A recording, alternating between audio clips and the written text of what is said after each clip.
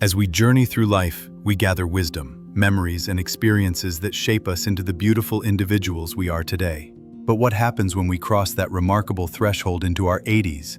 It's a time often painted with broad strokes of peace and quiet. Yet beneath the surface, there are gentle shifts, profound changes that few truly discuss. We're here today to tenderly explore these unspoken realities, not to diminish the beauty of this age, but to illuminate it with understanding and empower you to embrace every moment with grace. Did anyone ever truly share the tender truths about life once you step into your 80s? Reaching this wonderful milestone brings with it a subtle, quiet transformation that isn't often spoken about openly. We're not talking about the usual observations, like an extra candle on the birthday cake or mornings that unfold at a more leisurely pace. Instead, we're focusing on the deeper, often unspoken shifts that occur within your world and within yourself. It's a period rich with the profound wisdom gained from a lifetime of experiences, yet it can also bring moments of gentle loss, a sense of deep presence mingled with an occasional feeling of distance, and a profound inner peace that sometimes, unexpectedly, is accompanied by a quiet, subtle loneliness. And if we're not gently prepared for some of these graceful shifts, they can sometimes catch us a little off guard.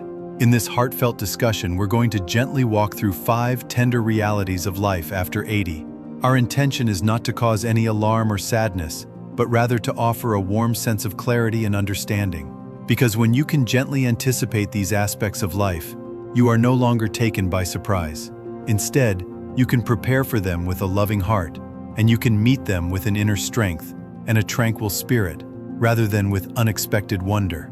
We'll lovingly discuss how your social circles may gently shift and become smaller, how your beautiful body may not quite recover with the same youthful vigor, the gentle onset of needing a little more assistance that might feel a touch uncomfortable, even when it's truly beneficial, the quiet way the bustling world might sometimes overlook your gentle presence, and that tender ache that can arise when cherished memories or gentle regrets encounter moments of quiet reflection with a sense of diminished daily purpose. Please stay with us until the very end, because while some of these truths may feel a little heavy, they also lovingly open the door to something incredibly powerful and comforting: profound acceptance, a gentle resilience, and a precious opportunity to shape this final, beautiful stretch of life with the kind of dignity and grace that only you, in your unique wisdom, get to define. Let's tenderly explore what truly unfolds after 80, and how you can navigate it with open eyes, steady hands, and your head held high, full of gentle resolve. 1. A social circle that gently recedes. One of the first realities that often gently touches us after reaching our 80s isn't primarily physical, but deeply relational. The cherished people who once filled your world with vibrant connection and lively conversations often begin to quietly, subtly fade from your daily interactions, sometimes without any direct warning. Beloved friends may peacefully pass on, dear neighbors might move to new places, even siblings with whom you shared a lifetime of memories may grow quieter in their communications, and longtime companions who once called every week might now call every few months. It's important to remember that this isn't personal, it's simply the gentle passage of time. But it can leave a space within your heart that feels a little hollow, no matter how strong or wonderfully independent you truly are. You might awaken one morning and gently realize that your phone doesn't ring with the same frequency it once did. The invitations to gatherings slow down. Visits from family, while still cherished, may become a little shorter, perhaps a touch more rushed. It's not that people don't love you dearly. They simply may be busy with their own lives, perhaps a little distracted, or gracefully navigating their own journey of aging in different ways.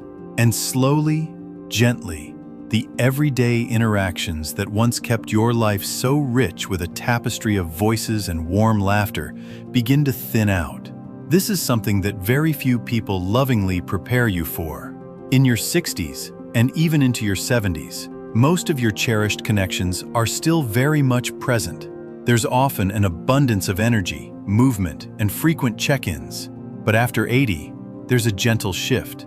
You begin with grace to outlive some of your dear ones.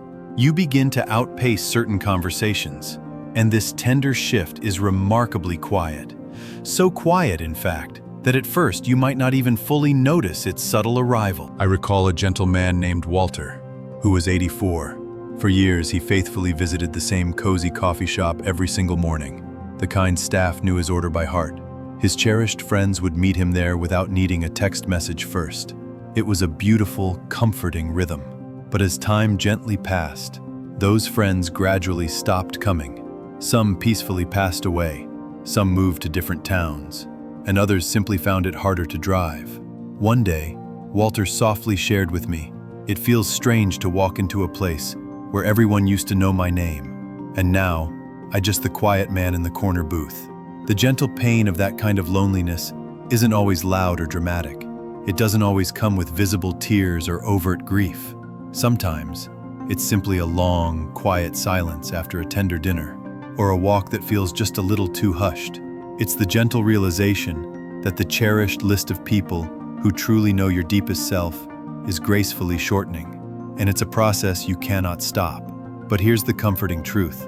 Knowing this gentle reality means you can tenderly do something about it. You can lovingly open new doors, even when others have gently closed.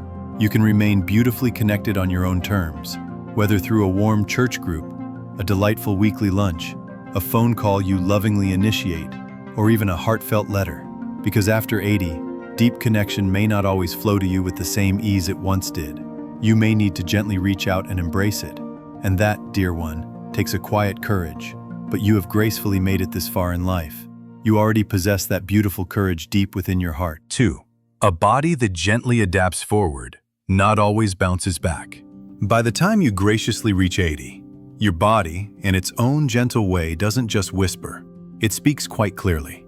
The tiny aches that used to come and go now tend to linger a little longer. The gentle fatigue that once faded after a refreshing nap might gracefully stretch into the following day. And the tender truth that often catches many people a little off guard is this. After 80, even what seem like small health matters can gently reshape your daily life, sometimes overnight. You might awaken feeling perfectly fine, go about your usual day, and by evening something feels subtly different. A gentle dizziness, a slightly sore leg, a cough that lingers a bit longer than expected.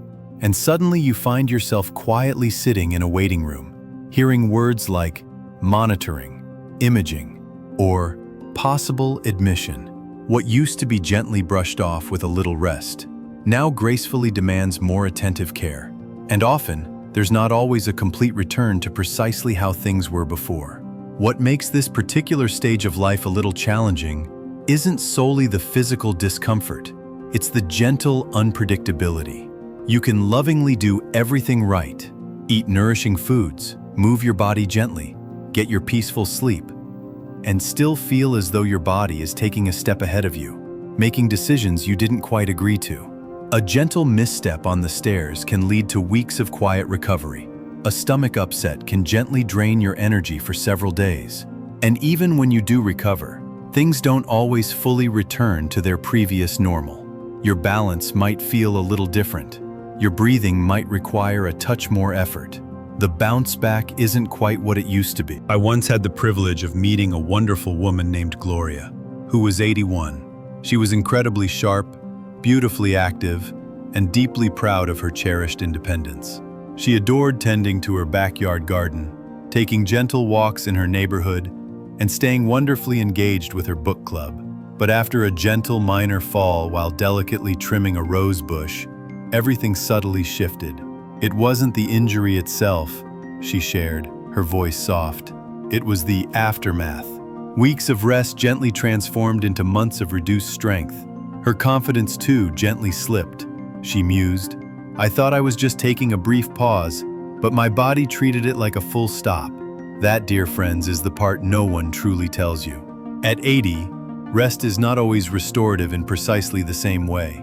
It can, if not approached mindfully, sometimes lead to a gentle decline. And sometimes, even when you are wonderfully careful, your body gently decides to slow its pace anyway. You lovingly realize you're not bouncing back in the old way. You are gracefully adapting forward. But here's the immense strength in knowing this tender truth. You begin to honor your precious energy more wisely.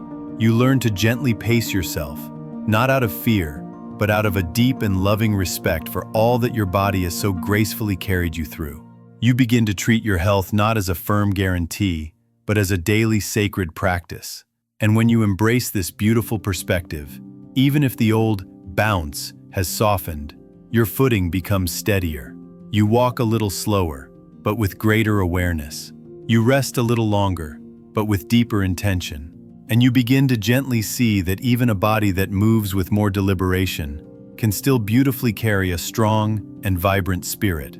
If you are still kindly watching this video and finding these insights valuable, please lovingly comment number 2 below to let me know you're here with us. And if you haven't yet subscribed, I warmly recommend you subscribe and gently turn on the notification bell so you don't miss any of our future heartfelt videos. Your loving support truly helps us continue creating good content to gently inform and inspire you.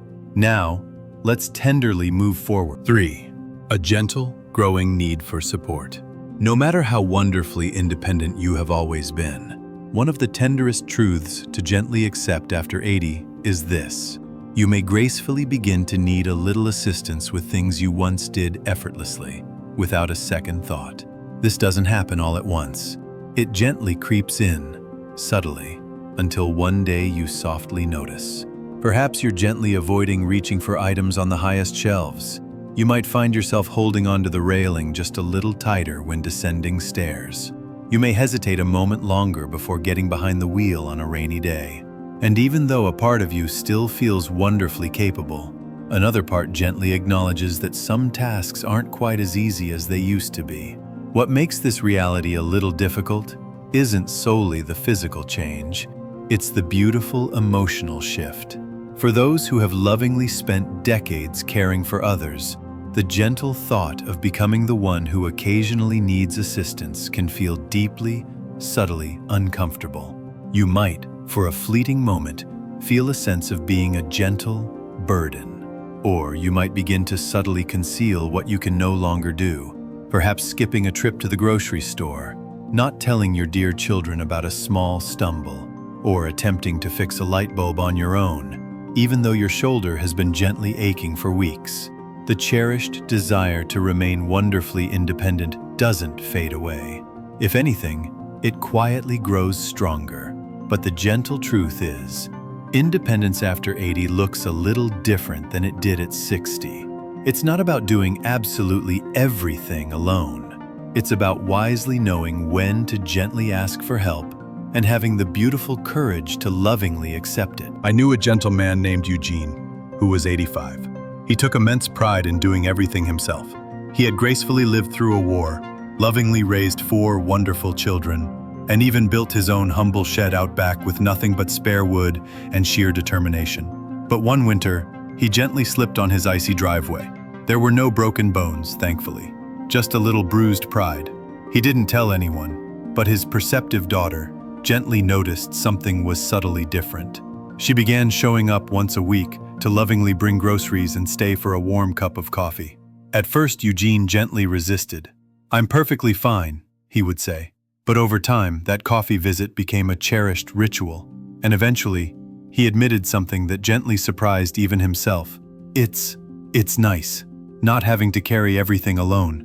That, dear friends, is the beautiful shift. It's not a sign of weakness, it's profound wisdom. Knowing that lovingly accepting a hand isn't a loss of your precious independence, it's a beautiful way of tenderly protecting it. Because when you graciously allow someone to help you gently climb the stairs, or drive you to a doctor's appointment, or carry that heavy bag, you are actually giving yourself more years to lovingly do what matters most to you. And not all assistance has to come from people. It can be a sturdy grab bar in the shower, a comfortable stool in the kitchen, a gentle reminder note on the fridge. These little supports do not diminish your dignity, they gracefully preserve it. After 80, the bravest and most beautiful thing you can say might just be, "I could gently use a hand." Because the older you gracefully become, the more strength you show by gently choosing safety over pride, profound peace over struggle, and tender connection over quiet isolation. 4. A gentle presence. the world may sometimes overlook. One of the more tender, sometimes painful realities of life after 80 isn't about your physical body or your precious memory. It's about your gentle presence. Slowly, subtly, you may begin to feel a touch invisible, perhaps not to the cherished people who love you dearly, but sometimes to the bustling world at large. The cashier might glance past you to the person waiting behind. The doctor might gently address your adult child instead of directly speaking to you. The server at the restaurant might, perhaps without thinking, assume you can't hear or fully comprehend or decide for yourself. It's subtle at first, then it gracefully becomes a little more frequent. And even if you try to gently brush it off, it often settles somewhere deep within your heart. Because no matter how beautifully old we are, we still yearn to be seen, to be acknowledged. And when you have lived such a full and vibrant life, worked diligently, lovingly raised a family, made countless decisions, gracefully weathered many storms, it's a little jarring to feel gently dismissed simply because your skin has a few more gentle folds or your hair has beautifully silvered. What can hurt a little more is that it's rarely meant with any malice.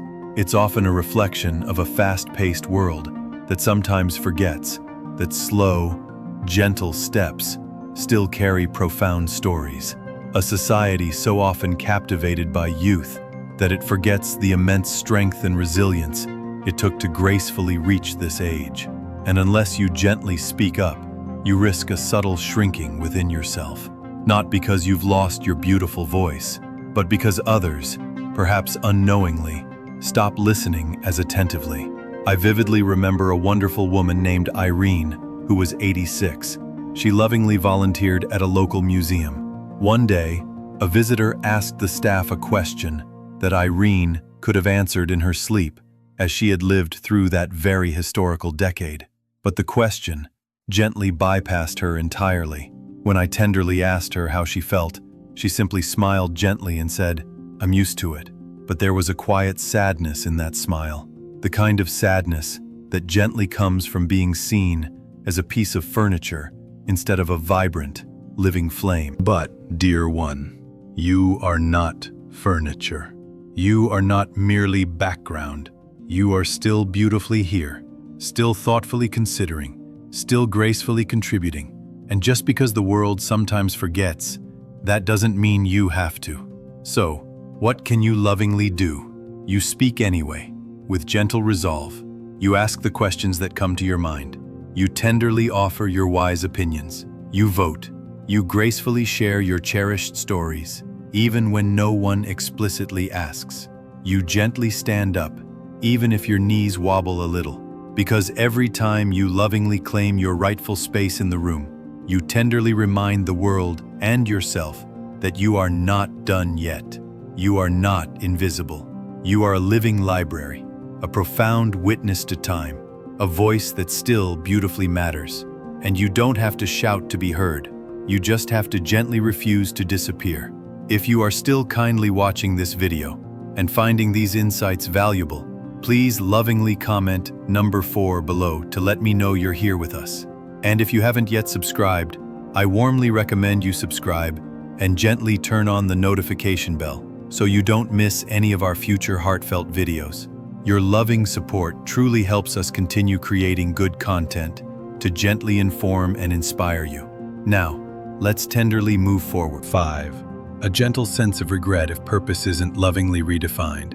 As you gracefully move deeper into your 80s, a strange and gentle quietness often settles in, not just in your peaceful home or your serene daily schedule, but quietly within your heart. Life gently slows its pace. Your calendar isn't quite as full, and with that beautiful slowness comes a spaciousness. Space to tenderly reflect, to lovingly remember, to gently replay cherished moments. That can be a truly beautiful and comforting experience. But if you're not gently mindful, it can subtly transform into something a little heavy. Not the loud, dramatic kind of heaviness, but a quiet, tender kind. The I gently wish I'd spent more time with them kind. The why didn't I take that beautiful chance when I had it kind. The kind that tenderly surfaces when you have ample time, but not always the same vibrant energy or freedom to do the things you once postponed. This is not something people often speak about openly. We lovingly celebrate the profound wisdom that comes with aging, the gentle freedom of retirement, the pure joy of grandchildren, and all of that is wonderfully real and true. But so too is the lingering, quiet question that often goes unspoken. What now? If you've lovingly spent your whole life diligently working, generously giving, gracefully running, tenderly raising, devotedly serving, and then it all gently slows or stops, it can feel as though your very purpose is softly fading with it. I knew a gentleman named Stanley, who was 88. He had been a dedicated teacher for over 40 wonderful years. After he gracefully retired, he felt a deep sense of pride, but also a strangely quiet hollowness. "No one needs me anymore," he once quietly shared. But that, dear friends, was not truly the case. He simply hadn't yet found a new, beautiful way to be needed. Because purpose doesn't gracefully retire, it simply changes its loving shape. Perhaps you don't build houses anymore, but you tenderly build confidence in your great-grandchildren with your captivating stories. Maybe you don't lead formal meetings, but you lead with your gentle presence when someone is quietly grieving. Perhaps you don't solve grand problems, but you gently solve loneliness with a warm smile and a kind word to a cherished neighbor. The gentle danger of regret isn't that you've made mistakes, dear ones. We all have. It's that you sit within those feelings too long, without lovingly transforming them into something meaningful. But when you graciously redefine purpose, not as mere productivity, but as a profound and loving presence, you begin to gently realize that you still have so very much to give, not just to others, but also to your beautiful self. Because the most important and sacred work you will do after 80 may not be for a grand legacy or for public applause. It may be this: waking up each day with gentle kindness in your heart, a beautiful curiosity in your eyes, and enough quiet courage to ask, how can I lovingly bring a little light today, even if it's just a tiny spark? That, dear one, is not regret. That is gentle redemption. And it is truly never, ever too late to find it. Reaching your 80s, dear friends, is no small accomplishment. It is a magnificent landmark, lovingly built upon decades of profound love, gentle loss, heartfelt effort, constant change, and unwavering resilience. But with that beautiful strength comes a set of new, graceful challenges. Some are subtle, while others are a little harder to gently overlook. And lovingly facing these realities doesn't make you weak. It makes you wonderfully honest. It means you have lived long enough to see life for what it truly is. Beautifully unpredictable, sometimes a little unfair, but still so deeply, profoundly worth showing up for with all your heart. So, dear ones, which of these 5 gentle realities touched your heart the most? Was it the quiet silence that tenderly comes when your social world begins to gracefully shrink? The gentle frustration of a body that doesn't quite recover with the same youthful vigor? The subtle discomfort of needing a little assistance when you've spent a lifetime being the cherished helper? Or perhaps it was the tender feeling of invisibility that can arise when the world moves a little too fast to truly see you? Or the gentle ache that quietly grows when your sense of purpose isn't as crystal clear as it once was? Whatever it was, I lovingly hope you felt truly seen and understood. Because the beautiful truth is, you are not alone in any of this. Not in the gentle slowing down, not in the subtle forgetting, not in the thoughtful questions that might keep you up at night, or the tender moments that make you wonder what beautiful chapter comes next. And here's the wonderful, comforting news. Even now, even at this precious stage of life, you get to lovingly choose. You can choose deep connection. You can choose peaceful rest. You can choose to gracefully ask for assistance. You can choose to speak a little louder when someone might gently overlook you, and a little softer when someone truly needs your gentle grace. You can choose to lovingly forgive yourself for what didn't quite happen, and tenderly honor yourself for all that beautifully did. This chapter of life is not the end. It is, in fact, the deepest, most profound part of your beautiful story. It's the part where every tender word carries immense weight, The part where small, gentle gestures mean infinitely more than grand ones ever did. It's the part where your precious presence, your loving patience, your unique perspective, these become your most powerful and cherished gifts. We're so glad you joined us today. If something touched your heart or sparked a new idea, share it in the comments. We'd really love to hear from you. Your words mean a lot to us and help keep this channel growing. If this video is helpful for you, please give it a like. Share it with someone who might need it, and don't hesitate to subscribe. Thanks for watching, and we look forward to spending time with you again in the next video.